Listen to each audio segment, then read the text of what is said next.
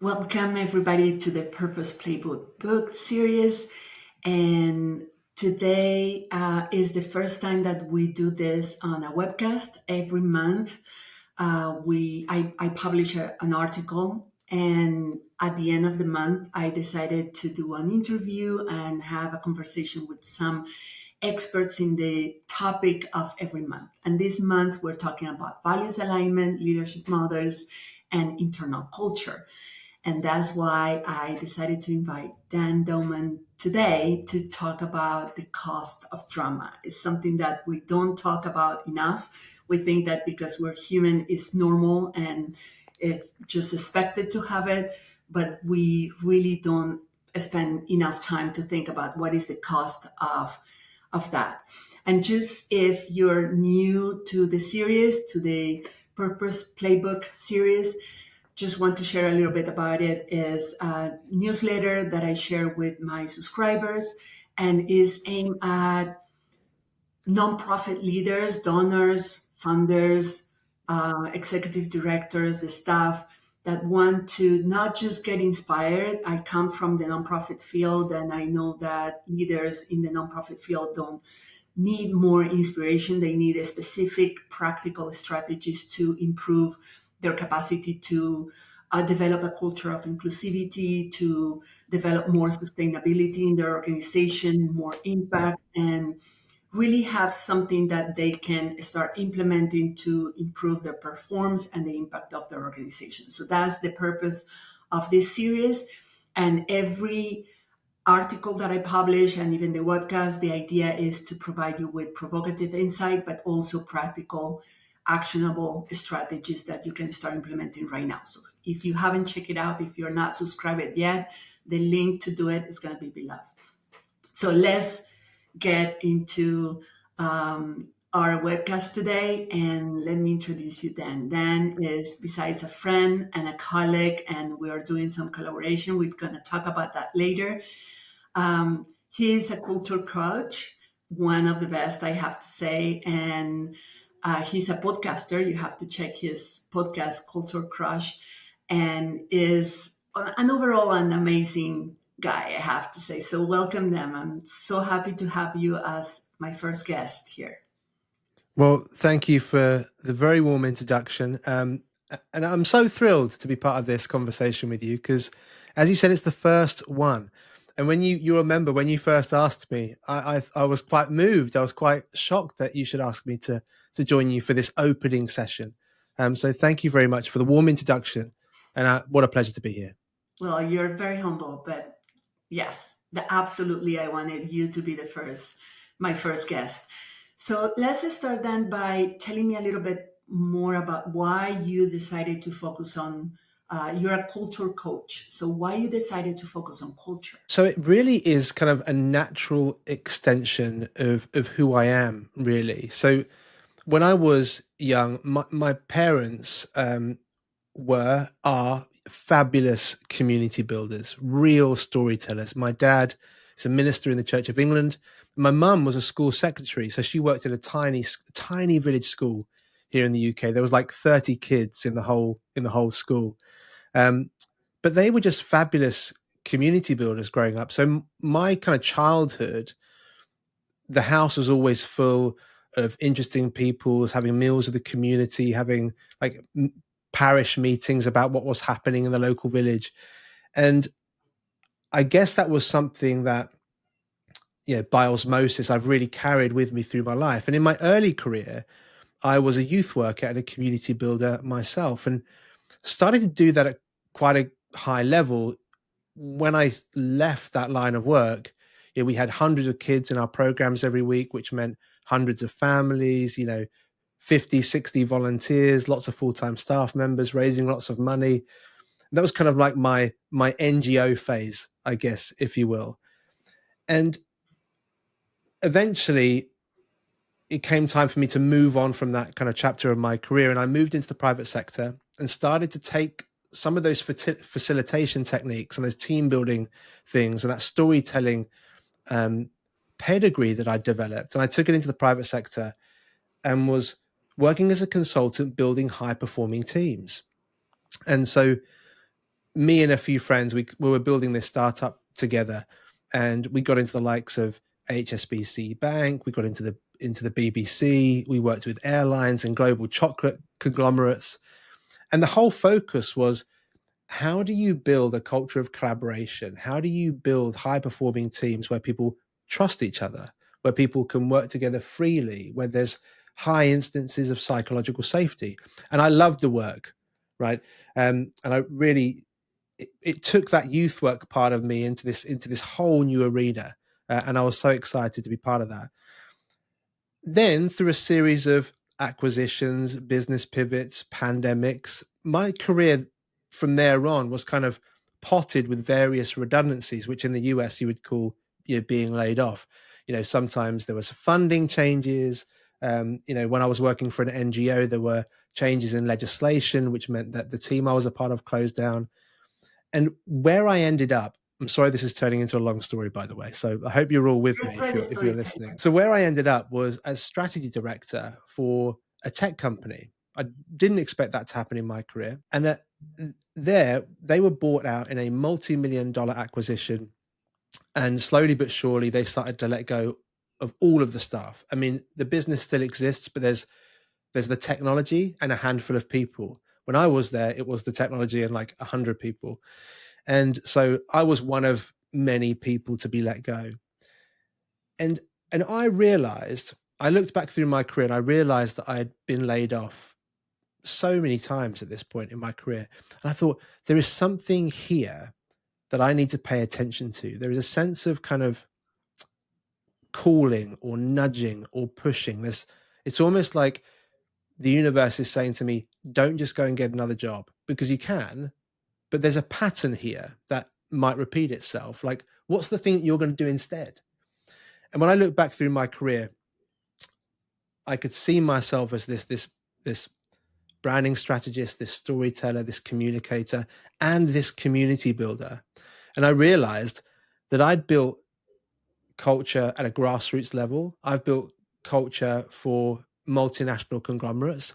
I've been the victim of very toxic cultures several times. I've been at businesses where they say, "Oh, we're like a family here," and it's like, well, that didn't last long, did it?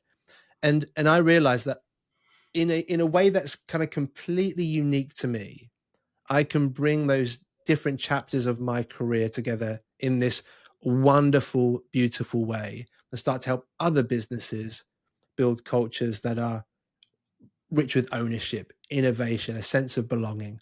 And so that's what I've started to do with Anthem. Like I said, long story, but that's kind of You're why I'm here. You're an amazing storyteller. And you said it's true that we have is almost a cliche, people saying we're a family here. But there are many families that have a very toxic relationship as well. Being a Exactly. Yeah. family doesn't Yeah. guarantee anything. They're very dysfunctional families sometimes. So that doesn't mean what is intended to mean all the time. And what's actually interesting, I don't want to take us on a segue straight away, but imagine if you're from a very challenged family, right? Maybe you've got a very difficult relationship with your dad, or things have been very, very fractured. When your boss comes in and says, "Hey, we're like a family here," it's like, how does that make you feel? You're like, well, shit, I'm here to get away from my family, right? I don't want that. And so instantly, there is that kind of phrase points to all sorts of problems around inclusion, around how you're kind of like involving people. It points to a fantasy belief around how your business should and could work. Like, it immediately exposes all sorts of cultural problems, not honest realities. That's so true. I mean, if you come from a very patriarchal family, for instance, when there is the patriarchal making all the decisions and women, providing service and care and all that, that reflects, if that's the idea of the leader, this is a family, that will be reflected in the way they lead and in the way the organization works. So we have to be very careful with metaphors and how we use analogies like that to describe what the culture in an organization is, because it can project. I mean, everybody has an image Mm, of what is and what it should be that might or might not fit with the reality that they are experiencing. So it's just a follow-up question on that. Why, I mean, you have so much experience working with like teams and small groups. What make you think like, no, the problem is not just to team performance or, improve their team communication and collaboration, but we need to talk about the whole culture of the organization?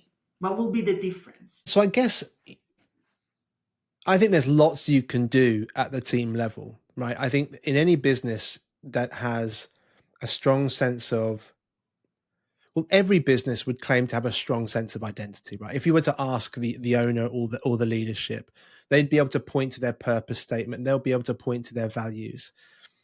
The challenge is, do those purpose statements or values that you've got written in the wall, do they actually translate into the lived experience of the people who make up the rank and file of your workforce? And I certainly think that you can absolutely go in at a team level and say, how are we going to work with you as a small group of people to help translate those global values into meaningful actions here on the ground?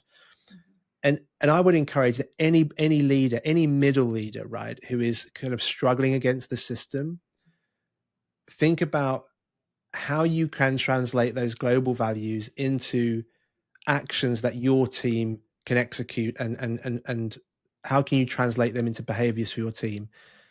So you can do that piece of work, and I would encourage anyone to, like, work with somebody like me or yourself to kind of figure out, how do we do that work of translation. But the real issue there is that, because it's not a systemic change, because you're only kind of like tinkering with like what your team can do, there's always going to be turnover in your team. You're always going to be pushing back up against the glass ceiling, which is the rest of the system. So you have to find a way to move upstream to actually lead change from the top. So you can be a grassroots activist with this stuff, and I would encourage anybody to take on that mantle and take on that work. But you've got to find ways to actually go upstream and deal with the source of the problem, where there is that initial disconnect, for sure. Totally agree with that. And from a complexity science perspective, it's like trying to change a forest by taking care of one tree. I mean, you can nurture the tree, you can, put compost on the tree and take care of the diseases and everything. But if the forest is infested, then taking care of one tree is not going to be enough. You have to understand how the whole ecosystem work together and how everything is really interconnected. And you cannot work in silos. You cannot improve one thing without really having to affect in some way the rest of the ecosystem. And the same way, the ecosystem is going to affect whatever effort you're trying to do on one part of it. So we Mm. need to start seeing our organizations as a whole entity that is a living organism, and everything is interconnected and everything is affecting and being affected by everything else. So we cannot say like, no, I'm just going to focus on my team and my department and my area, and we'll see what happens later, because as long as we work well, everything is going to be fine. It never works like that. So it's a little bit of a call to consciousness in that way, the systemic consciousness, Yeah. understanding that everything is interconnected and we need to work in the whole, not just in the parts. So yes, And great. and there is, you will have heard in your NGO experience, you will have heard this kind of phrase a lot. And I know that this kind of stuff gets said by HR professionals and like people who are delivering wellness programs at work.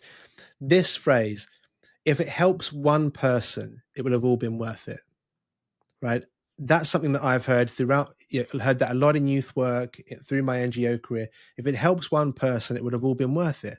I always think, well, no, it wouldn't. Like if I owned an orchard, right, and I produced one apple, I don't go, see, it was all worth it. I managed to grow one apple.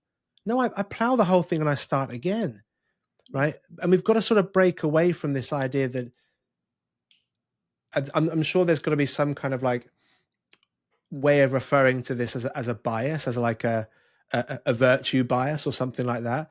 But we've got to start facing reality that actually, if it does help one person or it helps a very small group of people, that's not the dream that we set out to deliver. We've got to again go upstream, challenge who we are at a systemic level to deliver better results. Because, you know, we haven't been called to that work to help one. We've been called to something greater, and we need to follow that call and never give up on it. Yeah, I agree. And again, from another perspective, from the behavioral change uh, and mindset perspective, to say, like, I have changed because now I have another perspective and I raise my awareness. You can say that and you can change in your mind. But if your behavior doesn't impact your surroundings, there is no real change.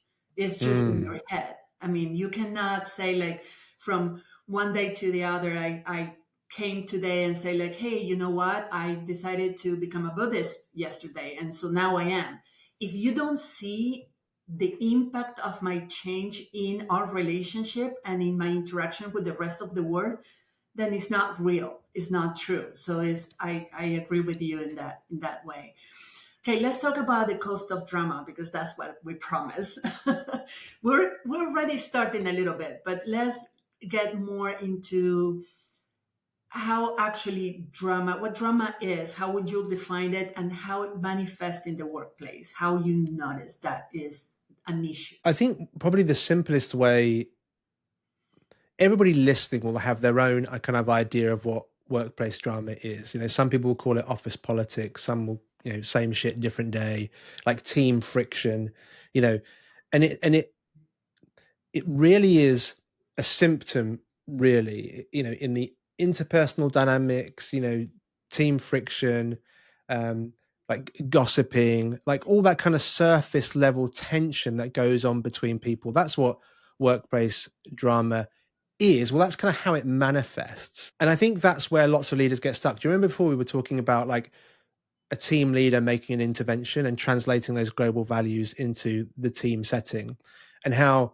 actually that's a limited strategy because you're always going to be bumping back into the wider system? That's an example really of where leaders tend to get stuck when it comes to workplace drama. You end up firefighting around team dynamics and problem solving small things and managing small issues, when again, what you're dealing with as a leader there is the symptom. It's not the source. It's the fruit, not the root. Like actually the cause of the drama is taking place elsewhere. So I guess it's a long way of saying that what is workplace drama?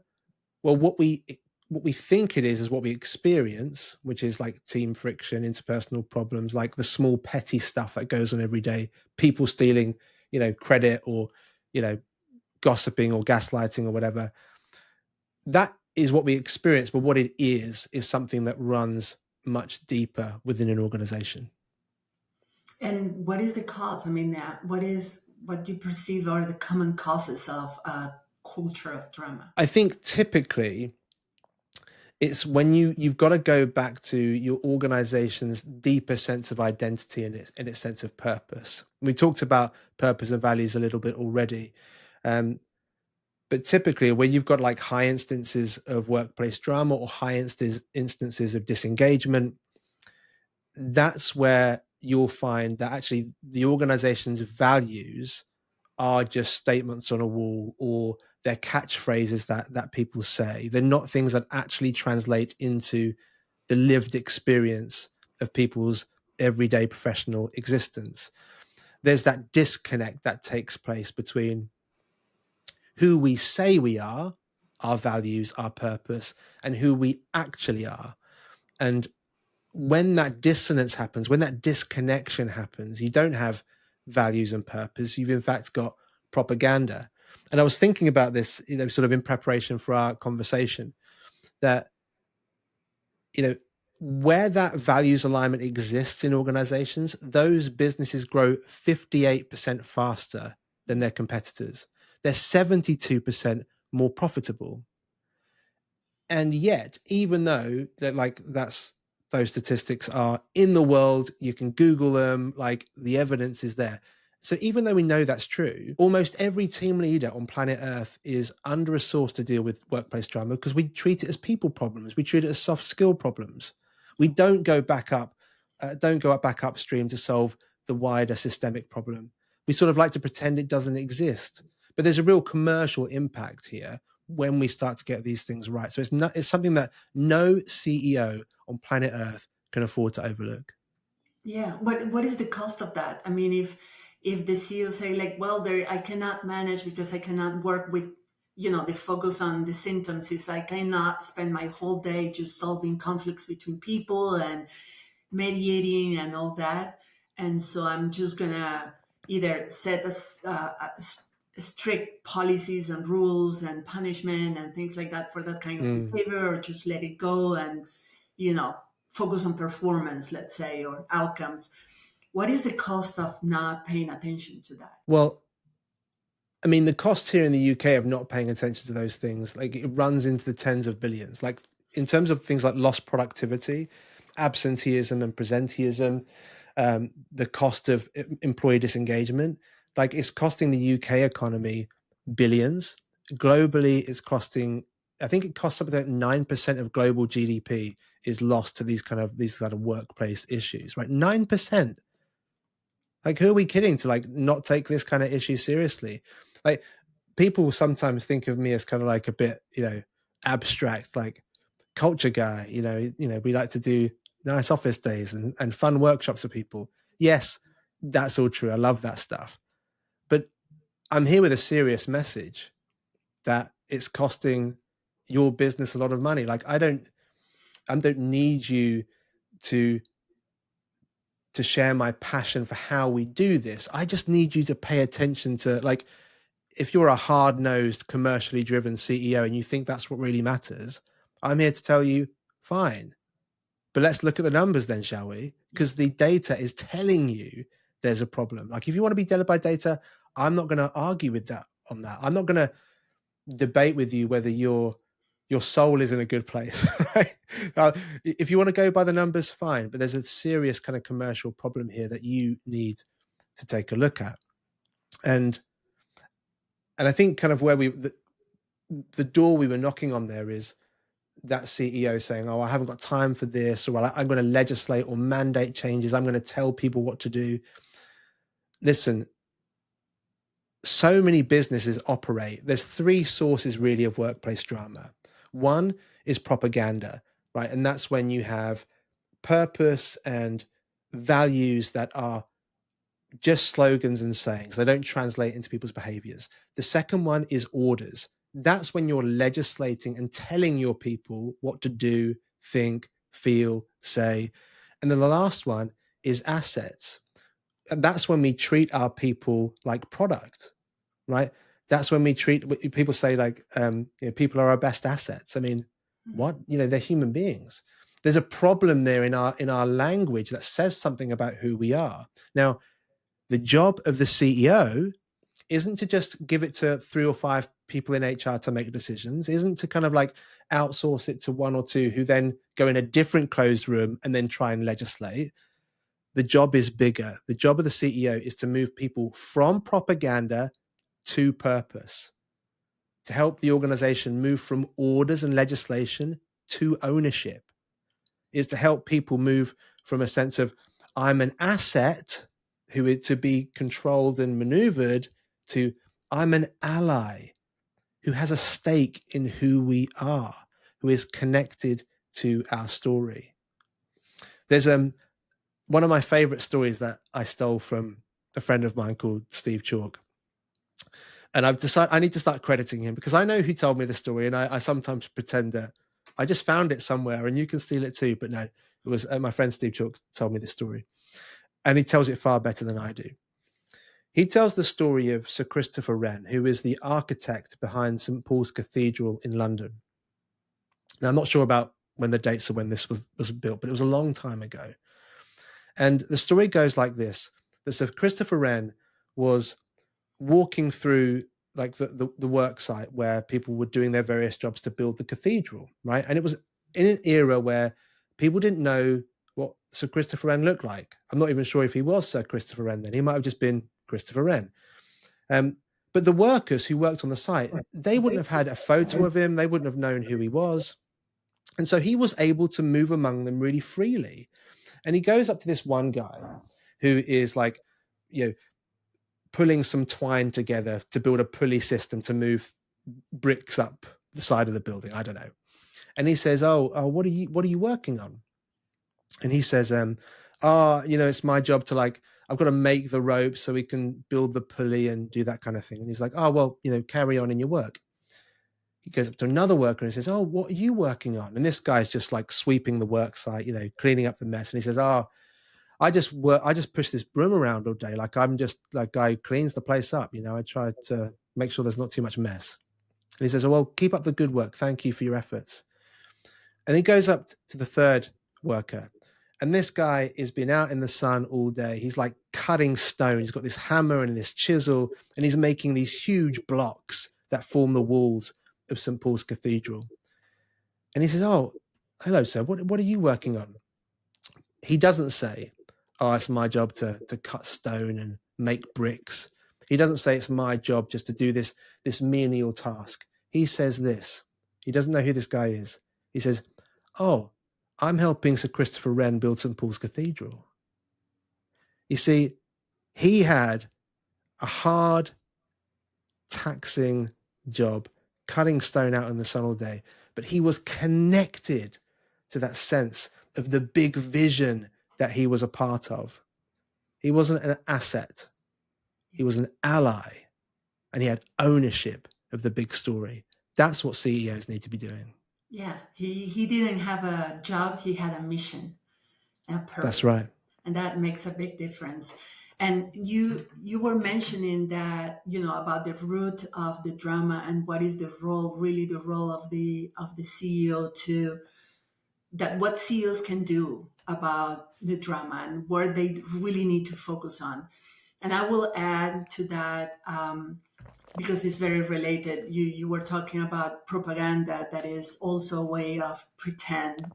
Pretense is like we're pretending that we all care. We're pretending that we are connected, that we all share the vision and the values of the organization. But in truth, in practice, is what I was saying before, that if you can say something, but if your behavior doesn't match what you're saying and it's not aligned and it doesn't have a direct impact on your surroundings, then it's propaganda. It's just a saying.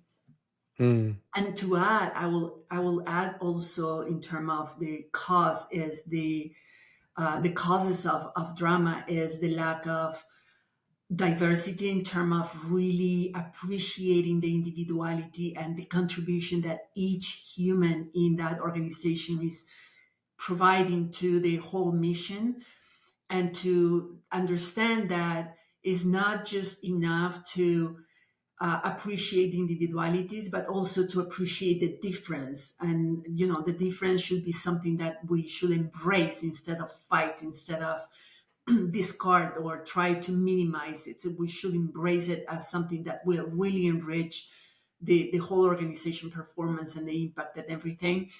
And that is also related with the concept of inclusion versus exclusion and what it truly means. Inclusion is not just like, quotas of, oh, we have so many people from diverse communities or marginalized communities. Is if those people don't feel that they belong to that organization and that they really feel ownership of their vision and their mission, then they're not being really included. And there is a cost of that too. So I'm mm. using this also as a transition to talk about the collaboration that we're doing. We are working together with Justin Foster and you and me on creating a workshop, an offer for organizations that want to really understand a little bit more of what you were saying, the real cost. And I love that you said it's not just moral, it's not just the human side, it's very practical economical cost of allowing drama, exclusion, and pretense to get root in your organizational culture and create what we're calling the entropy of the culture. And so we are creating this workshop. We're putting together this workshop, all three of us, about all those topics. Can you tell us briefly? I mean, we're not announcing it yet. This is kind of a premiere advance Yeah. what is coming soon. But can you tell us a little bit about that? What we're gonna be doing? Yeah, so I guess this is a little bit of a sneak peek um, that Virginia, Justin, and I are putting together, and it really brings together the different expertise that we've built through our careers and through our experiences. And the invitation really is to businesses who might want to take part in a private immersive day. So this isn't going to be something that's open enrollment and for everybody. This is going to be for those visionary leaders who are already sort of building this kind of stuff and are already kind of aware that will is not enough, right? You actually have to double down, speak to experts. You know, you might have started that journey and you are kind of building this kind of culture where you are. We want to help you accelerate that. We want to help you double down on what's working for you and perhaps challenge what isn't working for you. We want to help you sort of lock in that goodwill and that direction. And the reason why we're focusing on these three areas is because we're tackling the symptoms of some of these deeper things. That's the workplace drama stuff. It's like, well, how can you recognize it and how can you take tactical action to deal with it and begin to understand the root causes of it? Then the cost of exclusion is really kind of taking that a step further and thinking about what are some of the underlying drivers, the things that are fuel for that surface level drama that people experience. And then the last section around pretense is really helping organizations and leaders like get a grip with the kind of the gap between who you say you are and who you actually are. Like, let's address that gap and close it so that you can be one of those businesses that are, you know, growing 50%, 58% faster than everybody else, that are 72% more profitable. And it's not just about the money. We just want to see, like, personally, I want to see leaders when they go home at the weekend to their families who are like fulfilled. They're like, I have led my organization and I'm not kind of like running from fire to fire all the time, but I genuinely feel fulfilled. Like, you can feel like that. Most don't, because we're still running businesses like we used to in the industrial age, right? We're not really switching on to the human potential that we have in our businesses. So that's kind of what we want to be helping organizations, leaders to grapple with. And so please reach out to me, reach out to Virginia, reach out to Justin, because we'd love to tell you more about it. Like I said, this is kind of like the preview. But we'd love to have you involved. We'd love to help you host it or your private day for you. So come and have a conversation about what that looks like. Well said. I'm super excited about that. Start working with organizations on those issues because it, as you said, is it matters. It matters more than we are, and I think that a lot of people are aware of that. They're just paralyzed because they don't know what to do about it, and they don't know where to start, and what is the real cause. So they get exhausted just treating the symptoms when Mm. it's really we can go deeper into the causes and eradicate that from the beginning, from the root. So I'm excited about that. Well, Thank you for sharing. you know, sorry to interject, but I think you're touching on something so important there that as a leader, if you feel it, you know that something needs to be different. You can feel it. But so often, right, when you have an idea or you have a feeling, it withers and dies really quickly because you've got nowhere for it to go. But that feeling, that instinct that you have, give it somewhere to go, right? And we can help you do that. And so yeah, I just want I want to say, listen to your feelings and let's see if we can harness that energy together. And I want to say one other quick thing because this is just a super tactical thing that people can take away and try and think about. Um, which is if you're not sure whether you've got a propaganda problem or a culture challenge or an issue, think about some of the phrases that you hear where you work. We talked about when bosses say, "Oh, we're like a family here," right? And it actually points to some stuff under the surface which might not be very good. There's another favorite of mine, which is uh, "We're all adults here." When a leader says "We're all adults here," what they're really saying is, hey, if you dissent from what I'm saying, you're being childish, right? You don't want to be childish, do you? Like, it's a classic command and control strategy to get people to not express who they are, to get them to shut up, to get people to fall in line. And so I want anyone to think, if you're hearing like slogans that get used in your workplace quite regularly, that you almost don't notice because they're just part of the fabric of who you are, take notice. Think, what is the behavior that that phrase is really pointing to under the surface that I forgot to pay attention to? Because I want people to leave this conversation thinking, right, I'm on a mission to look out for those phrases. What do you feel about it? And then have a conversation with us about that immersive, because we'd love to work with you. Yes, yes, yes. Let's. If people want to connect with you, we're gonna put all your links on the show notes so they know how to reach to you for your work or just having this conversation to know more about the Cultural Crush workshop. And same for me, if you want to connect with me on LinkedIn or through our website, all the links are going to be there. And if you are not subscribed to the Purpose Playbook series yet, there's going to be link at the end of the show notes to where you can do it. So you can get on your email inbox, you can get all the newsletter, all the articles, this interview, and the next interviews that I'm going to be doing. So I can't wait to keep the conversation going. Thank you so much, Dan, for being here. That was the best decision ever to start this with you. I love this conversation. So I hope to have you again. Of course, I mean, that's kind of a promise and a threat at the same time. That I'm going to invite you again. And I know that I'm going to be on your podcast at some point too. So let's keep doing it. It was my absolute pleasure, and I'm so excited for the start of this journey, and I'll be watching closely with much anticipation. But thank you for having me on. Thank you. Stop this. Just let it roll. Everybody wants more of this. Yes, probably.